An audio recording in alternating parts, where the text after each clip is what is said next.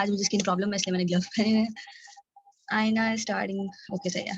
ठीक है, अब देखें एक क्लॉज कैसे बनता है। एक क्लॉज के दो सिर्फ रिक्वायरमेंट्स होती है, एक सब्जेक्ट, ठीक है, सब्जेक्ट और एक वर्ब, सही है। इन दोनों के बगैर क्लॉज नहीं बनेगा। ऑब्जेक्ट इज अननेसेसरी, यानी एक सेंटेंस बनाने के लिए, एक क्लॉज बनाने के लिए हमें ऑब्जेक्ट रिक्वायर नहीं होता, सही है।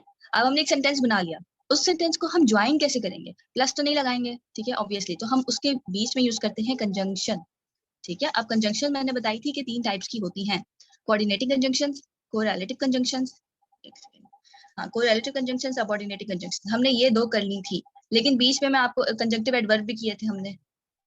कंजंक्टिव एडवर्ब्स, कंजंक्टिव एडवर्ब जो है ना, ये इन वाली कंजंक्शंस को, कोऑर्डिनेटिंग कंजंक्शन, फैन बॉयज मैंने नीचे लिखा हुआ भी है, फैन बॉयज को रिप्लेस करने के लिए, या फिर अपनी जो आगे मैं बताती हूँ, अपनी जो सेंटेंस है उसको स्मूथ करने के लिए, यानी कि आप जब कंजंक्शन से ट्रांजिशन कर रहे होते हैं ना, एक सेंटेंस की दूसरे सेंटेंस से कनेक्शन कर रहे होते हो, तो आपको अगर स्मूथ कनेक्शन चाहिए ना, तो आप कंजंक्टिव एडवर्ब यूज कर लेते हो। ये बेसिकली आपका आता है फैंसी इंग्लिश के अंदर, यानी आपने अक्सर देखा होगा, आप किसी पैराग्राफ में देख लो, किसी इंट्रो में देख लो, तो अक्सर कंजंक्टिव एडवर्ब्स आपको यूज होते हुए नजर आते हैं। Conjunctive adverbs are however, moreover, therefore, etcetera, ठीक है। तो उसमें जो है ना, हम फैन बॉयज को कर लेते हैं रिप्लेस विद कंजंक्टिव एडवर्ब्स। उसके बाद हमने देखा था कोरिलेटिव, ये मैं आगे दोबारा रिवाइज करवा देती हूँ, मैं सिर्फ आपको अभी बता रही हूँ। कोरिलेटिव कंजंक्शंस, उसमें जो है ना पेयर्स में यूज होती है कंजंक्शन, यानी एक पेयर आपने लिखा, उसके बाद जो उसकी डिटेल आ रही होगी ना, जैसे कि एक पेयर के बाद जैसे मैं आपको बता दूं कि नॉट ओनली हमने आगे किया है, अभी मैं आपको रिवाइज करवाती हूँ। नॉट ओनली के बाद अगर आपका आ रहा है ना नाउन, तो आपका बट ऑल्सो के बाद भी आएगा नाउन। इसके किसने माइक अपना ओपन किया है, काइंडली अपने माइक म्यूट कर लें। अच्छा, तो नॉट ओनली के बाद अगर नाउन आया ना, तो बट ऑल्सो के बाद भी नाउन आएगा। अगर वर्ब आया है तो वर्ब आएगा, एडजेक्टिव आया है तो एडजेक्टिव आएगा, सही है। इसकी आपने सिमेट्री खराब नहीं करनी कोरिलेटिव कंजंक्शन के अंदर। अभी हम इसकी एग्जांपल्स देखेंगे तो आपको मजीद क्लियर हो जाएगा। फिर आती है सबऑर्डिनेटिंग कंजंक्शन। अब इसमें ये सीन होता है कि एक जो क्लॉज होता है ना, जो फर्स्ट क्लॉज होता है, या वट एवर, ये चेंज कर सकते हैं इसकी।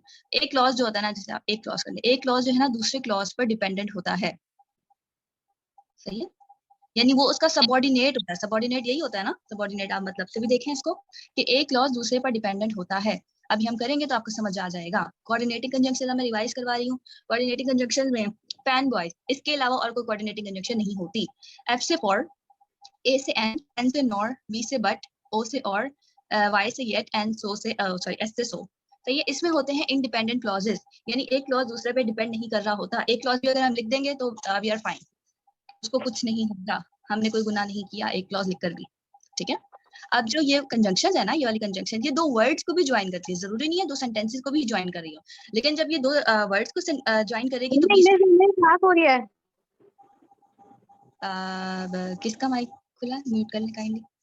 अच्छा, तो जो जब ये वर्ड्स को ज्वाइन करती है ना, तो बीच में आपने कॉमा नहीं लगाना, सही है। अब वर्ड्स को हमें कैसे पता चला कि ये सिर्फ वर्ड्स या सेंटेंसेस नहीं है, क्योंकि इसमें सिर्फ सब्जेक्ट्स है। अली भी सब्जेक्ट है, अहमद भी सब्जेक्ट है। सब्जेक्ट होता है action doer. Host kindly mic off mute कर दे सबके, जिसके अनम्यूट है। अच्छा, तो ये भी सब्जेक्ट है और ये भी सब्जेक्ट है। हमारे पास वर्ब, वॉइस डिस्टॉर्शन, मेरी वॉइस डिस्टॉर्शन डिस्टॉर्टेड आ रही है यहाँ पे किसी और की? मेरा ख्याल है मेरी तो क्लियर आ रही है। आप बस माइक म्यूट कर दें, आए ना सबके, ठीक है। अब जो सब्जेक्ट है यहाँ पे अब वर्ब नहीं है। मैंने आपको बताया था कि एक क्लॉज कंप्लीट होने के लिए हमें वर्ब भी चाहिए होता है सब्जेक्ट के साथ, तो यहाँ पे वो मौजूद नहीं है, सिर्फ सब्जेक्ट और सब्जेक्ट है, तो इसका मतलब है 2 सेंटेंसेस नहीं, 2 वर्ड्स ज्वाइन हो रहे हैं, सही है। इसमें कोई इतनी मुश्किल वाली बात नहीं है। अब जो ये वाले जो वर्ड्स है ना, अभी मुझे कुछ स्टूडेंट्स पूछ रहे थे, अभी एक क्वेश्चन आया हुआ था ग्रुप के अंदर कि फॉर को हम किस सेंस में यूज करते हैं। अब जो सेंस और फॉर वाला नहीं होता सेंस, जो मैंने आपको टेंसेस में करवाया था कि I have been working here for 5 months, तो उसमें फॉर की सेंस अलग है। अब इसमें जब हम ये कंजंक्शन की सेंस है, और फॉर प्रपोजिशन भी होता है। प्रपोजिशन जैसे हम लिखते हैं आई have a gift for you, तो इसमें ये कंजंक्शन नहीं है। कंजंक्शन क्यों नहीं है? क्योंकि आप देखें कि इसमें ना सब्जेक्ट है, मतलब सेकंड वाले सेंटेंस में ना ऑब्जेक्ट है, सही है। सब्जेक्ट क्या होता है? Action doer. यहाँ पे ये ऑब्जेक्ट है कि आपके लिए गिफ्ट लाया हूँ, सही है। तो वहाँ पे ये प्रपोजिशन के तौर पे काम कर रहा है। वहाँ पे सिंस और फॉर में ये सिंस और फॉर वाली जो टेंस होती है उसमें काम करता है, टाइम फ्रेम को बताने के लिए। अब यहाँ पर ये कंजंक्शन है, ठीक है। कंजंक्शन मैंने आपको दोबारा बता देती हूँ कि 2 क्लॉजेस को ज्वाइन करने के लिए कंजंक्शन यूज होती है। जैसे आप पहला सेंटेंस देख लें, I shall not go to the party और आई हेट हर, कि मैं पार्टी पर नहीं जाऊंगी क्योंकि मुझे इससे नफरत है। अब फॉर के बाद आप देखें कि आई सब्जेक्ट है, हेट वर्ब है, सही है। अब यहाँ पे आई सब्जेक्ट है और ओ वर्ब है, ये दो क्लॉजेस को ज्वाइन कर रहा है, दो क्लॉजेस को ज्वाइन कर रहा है, तो ये क्या हुआ, कंजंक्शन, ठीक है। अब यहाँ पे इन सबके सेंटेंस नाम एक कोई बता देती हूँ आप लोगों को, सही है। I am happy but Ali said, अब जो कोऑर्डिनेटिव कंजंक्शन है ना पैन बॉयज, इसके बाद कॉमा लाजमी लगाना कंजंक्शन से पहले, ठीक है। ये आप सेंटेंसेस देख लें, जो गेस्ट हैं उनको ये स्क्रीनशॉट मिल जाएंगे, क्योंकि मैं लेक्चर, ये डेमो लेक्चर है, ये फ्री लेक्चर है, तो इसके स्क्रीनशॉट्स मैं आपको कर दूंगी, फेसबुक पे अपलोड कर देंगे। What about neither and nor, वो मैं आगे बता रही हूँ, वो है कोई रिलेटिव कंजंक्शन, कोऑर्डिनेटिव कंजंक्शन नहीं है, कोऑर्डिनेटिंग कंजंक्शन सिर्फ है ये पैन वॉइस, इसके अलावा नहीं है, ठीक है। बाकी नीदर और नॉर अभी हमने लिखा हुआ है, ये देखें आगे अभी मैं आपको बताती हूँ, ठीक है। ये वही सेंटेंस आप एक दफा देख लीजिएगा, जैसे कि नॉर है, I sorry he shall not come, nor he plans to apologize, भी करना आगे जो भी करना कर लें। मैम वॉइस बहुत ब्लॉक हो रही है, सबको ब्लॉक हो रही है,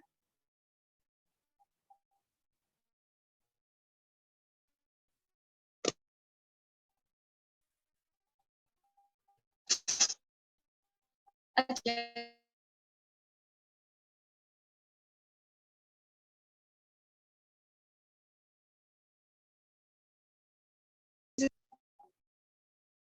एक सेकंड में एक दफा चैट देख लूं आप लोग क्या कह रहे हैं।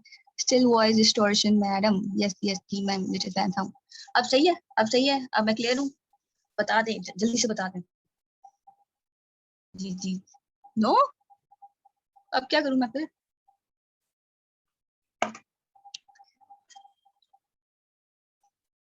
सबको क्लियर हूँ मैं, बस फैन थोड़ा सा साउंड है वो आप एडजस्ट कर लें, क्या हो गया। इट्स क्लियर मैडम, अब ठीक है, अच्छा जल्दी। वो कहते हैं ना वो तकलीफ के लिए मुआजरत कुआं है, तो तकलीफ के लिए मुआजरत कुआं है हम। सही है, अच्छा अब आगे चलते हैं। क्लियर मैडम, ठीक है। फॉर्चुनेटली हम रिवाइज ही कर रहे थे, बता दिया करें मुझे पहले ही सारे एक साथ बता दिया करें, ताकि बार बार पॉपअप हो तो मैं कंसिडर कर लूँ इस चीज को। सही है, अब ये सेंटेंस सही हो गए, ये हर एक कंजंक्शन के हमने सेंटेंसेस बना लिए। अब हम करें कंजंक्टिव एडवर्ब्स।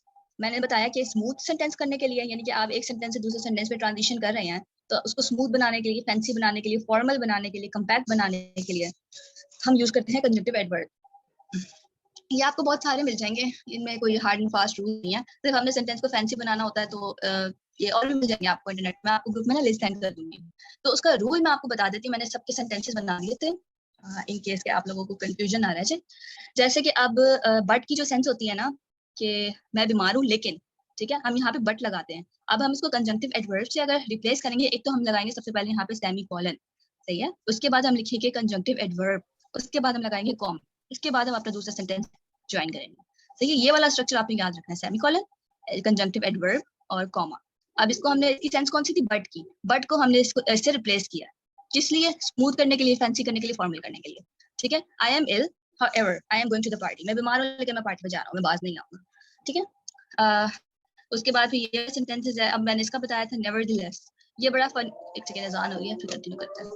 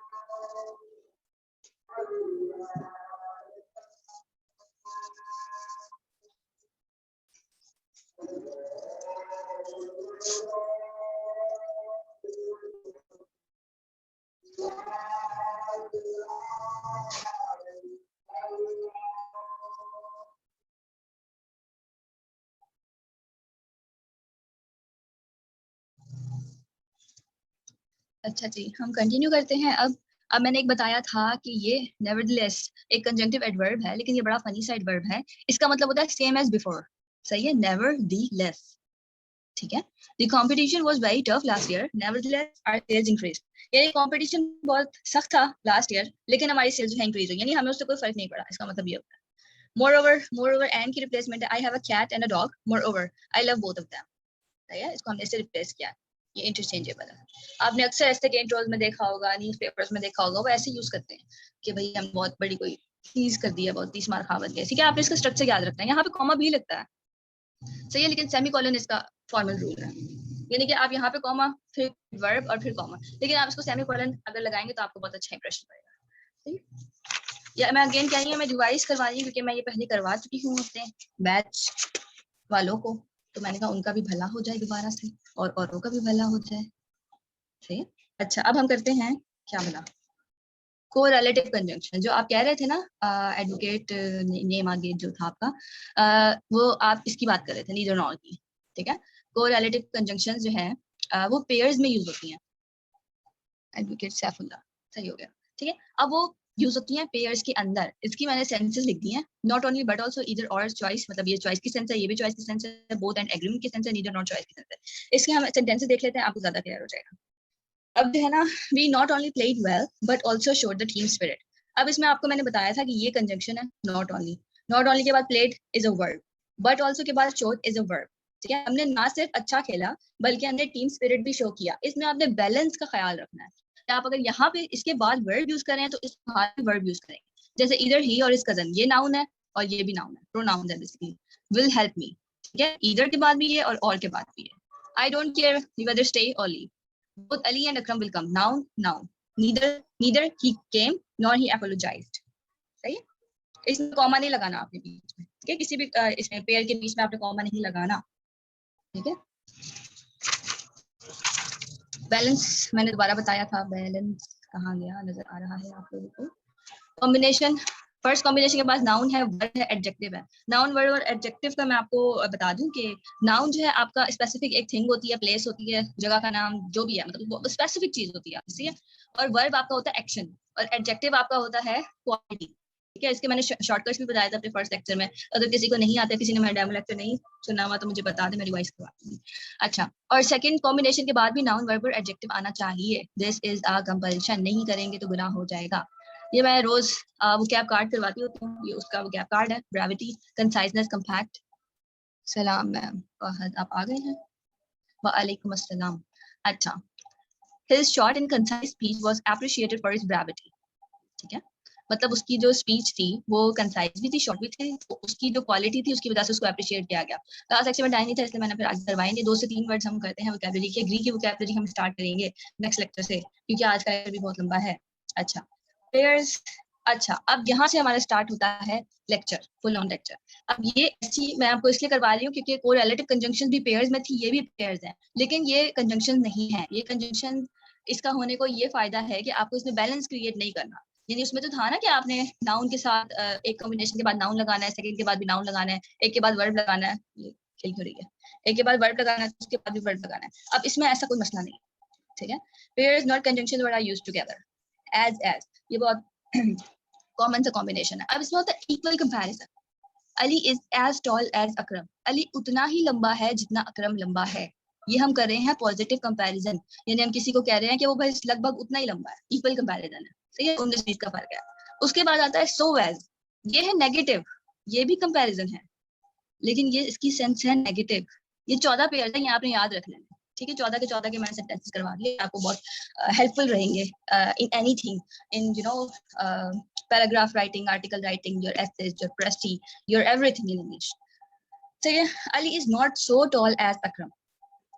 रिकॉर्डिंग मिल जाएगी, हाँ हाँ, लेक्चर पे कॉन्सेंट्रेट करें, रिकॉर्डिंग भी आपको मिल जाएगी। और ये फुल एक पेज है, ये मैंने जूम किया हुआ है, इसको ना मैं स्क्रीनशॉट्स आपको शेयर कर दूंगी, मतलब फेसबुक पे पेज पे, और ये वो यहीं पे सर्कुलेट हो जाएंगे आपके पास, डोंट वरी। ठीक है, अच्छा, so as Ali is not so tall as Akram, Ali उतना लंबा नहीं है जितना अकरम है, बेचारा छोटा रह गया।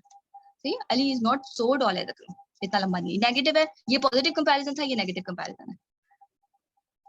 जी जी, मिल जाएगी। आपको ड्राइव का लिंक या फेसबुक पेज का लिंक मिल जाएगा, उस पर रिकॉर्डिंग यूट्यूब पे भी होगी। अच्छा जी, उसके बाद सच एज का कॉम्बिनेशन एग्जाम्पलीफाई करने के लिए यूज होता है।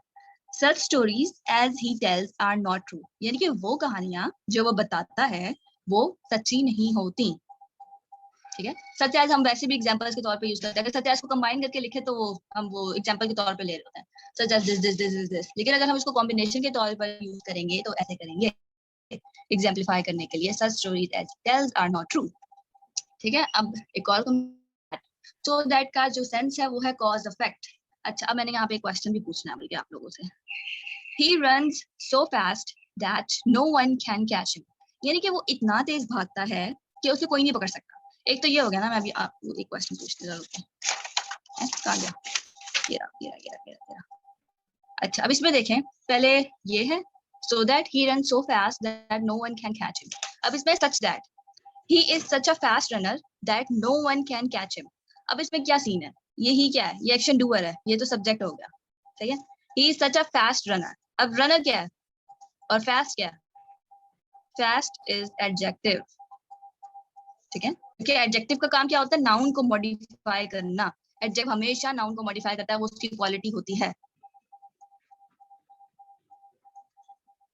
एडजेक्टिव नाउन को मॉडिफाई करता है। सही है, मैं मैसेज पढ़ने लगी थी, that no one can catch him. इसमें हमने पता लगा लिया कि नाउन को एडजेक्टिव मॉडिफाई कर रहा है। सही है, अब इसमें देखें, he runs so fast that no one can catch him। अब यहाँ पर सो क्या है, चले रन तो हमें समझ आ गया कि वर्ब है, क्योंकि वर्ब एक्शन होता है, वो भाग रहा है। यहाँ पे फास्ट क्या है, चले जल्दी से मुझे बताएं, सब बताएं, फास्ट क्या है, यहाँ क्या है, फास्ट यहाँ पर क्या है, क्या है जल्दी जल्दी बताएं। Adverb, adjective. अच्छा, सबके रिस्पॉन्सेस देख लूं मैं। Adverb, adjective, adverb to adverb. अच्छा जी, ठीक है, सही है। और कोई बताना चाहेगा?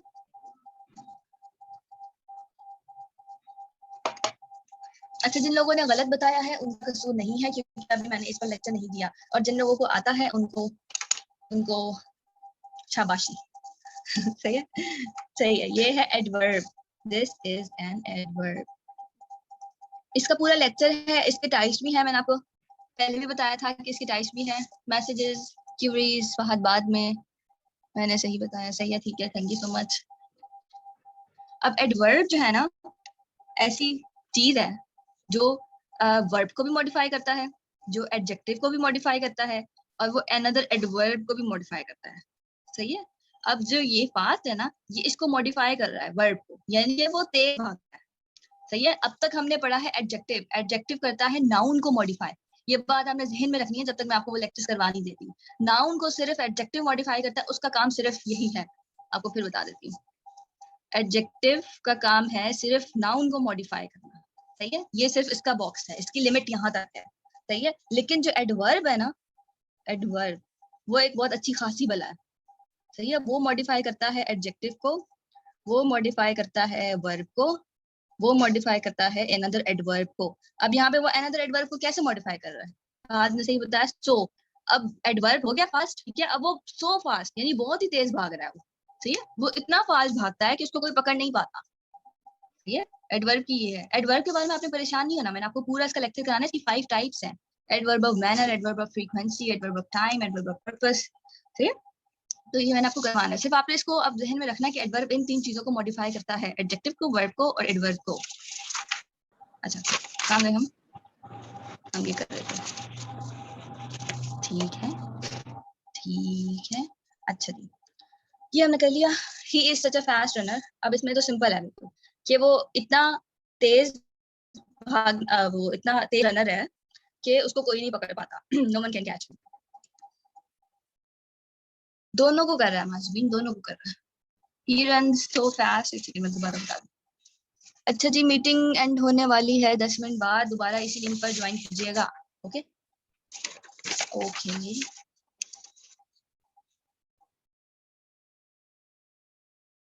एक सेकंड में बता रही हूँ, एक सेकंड। अब एडवर्ब के लिए ना जरूरी नहीं है कि वो एक सेंटेंस में एक ही चीज को मॉडिफाई करे। एडवर्ब के लिए एडवर्ब एक बहुत बड़ी चीज है, मैंने बताया ना। अब एडवर्ब एक ही सेंटेंस में ऐसा भी हो सकता है कि वो वर्ब को भी कर रहा हो, एडजेक्टिव को भी कर रहा हो, वो अपने आप को भी कर रहा हो, ठीक है। अब यहाँ पे वो दो चीजों को मॉडिफाई कर रहा है, एक सो फास्ट, सही है, अपने आप को मॉडिफाई कर रहा है, ये इसको मॉडिफाई कर रहा है, और ये इसको मॉडिफाई कर रहा है, ठीक है। यानी रन्स को फास्ट मॉडिफाई कर रहा है। वो क्या कितना तेज वो क्या करता है, कैसे भागता है, वो फास्ट भागता है, ठीक है, और वो बहुत ही फास्ट भागता है। तो वो दोनों को मॉडिफाई कर रहा है। अभी मैं करवाऊंगी ना एडवर्ब, आपको मजीद क्लियर हो जाएगा, टेंशन नहीं लेनी, परेशान नहीं होना। अब एक और अजान हो गई है, तो लोग कहते हैं एक ही अजान सुनना वाजिब होती है, तो हम फिर अपना लेक्चर कंटिन्यू रखते हैं, क्या ख्याल है? ठीक है, अच्छा जी। जो स्टूडेंट क्या कह रहे हैं,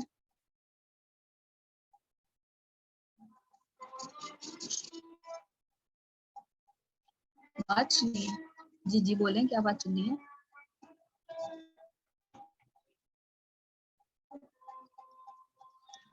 टॉपिक नेम बता दें। Topic name is conjunctions, conjunctions and मैं आपको बता देती हूँ।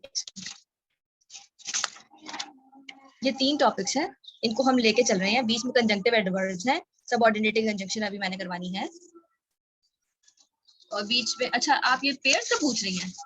ये ऐसा कोई ऐसे टॉपिक्स नहीं है, ये सिर्फ पेयर्स हैं जो कंजंक्शंस के तौर पर यूज होता है, लेकिन कंजंक्शंस है नहीं, सही है। पेयर्स, ये pairs not conjunction but are used together, ठीक है। अच्छा जी, कहाँ गए मेरे पेजेस, मैंने आज नंबरिंग नहीं की, चलो कोई बात नहीं। क्वेश्चंस आप एंड पे कर लें, अब फिर हम चलते हैं आगे अपनी लेक्चर की तरफ। क्वेश्चन एंड पे कर लें। मोर देन जो है ना, आप अनइक्वल कंपैरिजन है, पहले हमने इक्वल पढ़ा, ठीक है। Rose is more beautiful than tulip, यानी रोज ज्यादा प्यारा है ट्यूलिप से। तो अनइक्वल कंपैरिजन हो गया ना, कि हम इसको इक्वल कंसीडर नहीं कर रहे, सही है, क्लियर है, बहुत अच्छी बात है। वुड रादर, 7 कॉम्बिनेशन है हमारा, would rather, sense of preference. I would rather die than study with Iram, यानी इरम के साथ स्टडी करने से अच्छा है कि मैं मर जाऊं, तो मैं मरने को पसंद करूंगी। इरम से मुझे नफरत है, आप लोगों को भी होगी किसी से, सही है। अदर देन की सेंस है चॉइस, मैंने इसलिए सेंस आंसर लिखे ताकि आपको याद रहे, आपने इसको 2-3 दफा पढ़ना है ना, तो आपको याद रहे, आपको इसमें इंशाल्लाह कोई कंफ्यूजन नहीं होगी, आपको याद रहेगा कि हमने किस सेंस में क्या सेंटेंस बनाया था। I have no other option than this shirt, मेरे पास इस शर्ट के अलावा और कोई ऑप्शन नहीं है, मैंने शॉपिंग नहीं की, समर आ गया है, ठीक है। और यहाँ पर टू कॉज इफेक्ट, इसमें सेंस है कॉज इफेक्ट की, इसमें ये यूजुअली कंसिडर होता है नेगेटिव सेंस में, पॉजिटिव में भी करते हैं हम, लेकिन इसको हम ज्यादातर नेगेटिव में यूज करते हैं कि वो बहुत ही वीक है, वो तो चलने के काबिल नहीं है, यानी वो इतना वीक है कि वो चल नहीं सकता, इसका मतलब ये है he is too weak to walk, सही है, वो चलने के लिए बहुत ही कमजोर है, कॉज इफेक्ट। अब हम चलते हैं अपने नेक्स्ट कॉम्बिनेशन की तरफ। अच्छा, इसमें ये वो वाला सेंटेंस मैंने साथ ही लिख दिया, जो मुझसे मेरा ख्याल है सुंदर आपने पूछा था कि इसको स्ट्रेस स्ट्रक्चर के बारे में आपने पूछा था, याद है आपको? ये सेंटेंस शायद थोड़ा छोटा हो गया, नजर आ रहा है ना? He no sooner entered his house than his kids hugged him, यानी वो जैसे ही घर में एंटर हुआ तो उसके बच्चों ने उसको हग कर लिया, सही है। अब इसको अगर हम ये इसी तरह बनता है, सही है, ये आपने एक्शन डूअर के बाद, सब्जेक्ट के बाद ये लगाना होता है, उसके बाद आपने वर्ब लिखना होता है, उसके बाद आपने उसका प्रेडिकेट जो डिटेल्स होती है उसकी ऑब्जेक्ट वगैरह, सही है, अगर ऑब्जेक्ट नहीं भी है तो डिटेल्स वगैरह, then his kids hugged him, ठीक है। अब हिज किड्स भी एक अलग सब्जेक्ट हो गया, और ये हग्ड अलग वर्ब हो गया, क्योंकि हम बेसिकली तो सेंटेंसेस को जोड़ रहे हैं ना, कंजंक्शंस के थ्रू नहीं और पेयर्स के थ्रू, ठीक है। तो क्या बताया मैंने, अब अगर इसको हम स्ट्रेस स्ट्रक्चर में करेंगे ना तो नो सूनर वाली जो चीज है, जैसे मैंने आपको उधर करवाया था कि but not only but also वाली चीज अगर पहले आ जाएगी तो वो स्ट्रेस स्ट्रक्चर हो जाएगा।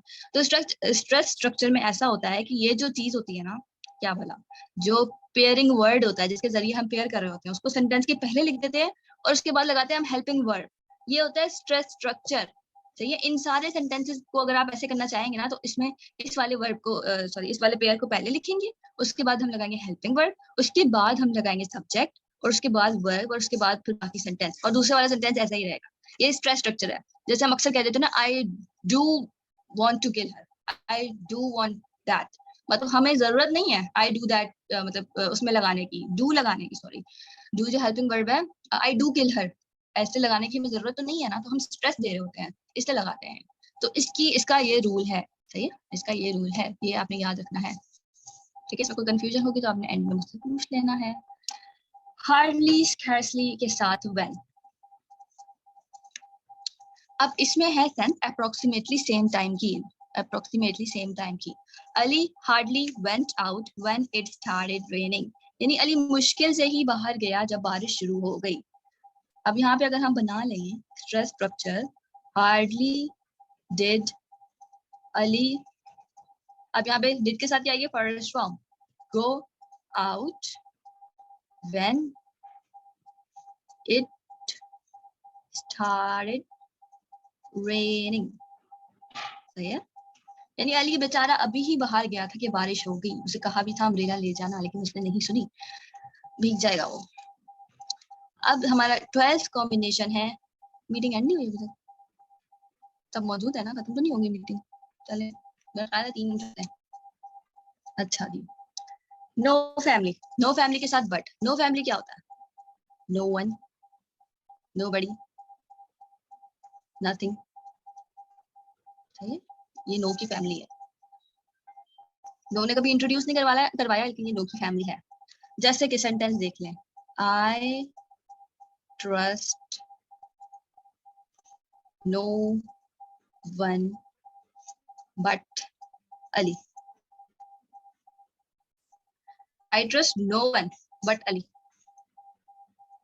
ठीक है, मुझे अली के अलावा किसी पर एतबार नहीं है, मुझे अली के अलावा 1 मिनट, 1 मिनट क्या एंड होने वाली है, 1 मिनट है, अच्छा 1 मिनट एंड 7 सेकंड लेफ्ट, हाँ हाँ सही है, ठीक है, एनी फैमिली भी कर देते हैं हम, 1 मिनट में तो हो ही जाएगी, ठीक है, ये समझ आ गई ना। हमने नो की फैमिली के साथ हमेशा बट यूज करना है, ठीक है, और कुछ नहीं यूज करना। अब एनी की फैमिली के साथ, एनी की फैमिली क्या होगी, एनीवन, एनीबॉडी और एनीथिंग, ठीक है। I trust anyone except Ali. अब इसमें सेंस देखें, इसमें मैं ये कह रही हूँ कि मुझे अली के अलावा किसी और पर भरोसा नहीं है। अब इसमें मैं बिल्कुल ही चेंज हो गई हूँ, मैंने 180 डिग्री का शिफ्ट मार लिया और मैं कह रही हूँ मैं हर किसी पे भरोसा करती हूँ अली के अलावा, सही है, अली पे भरोसा करके गलती की मैंने।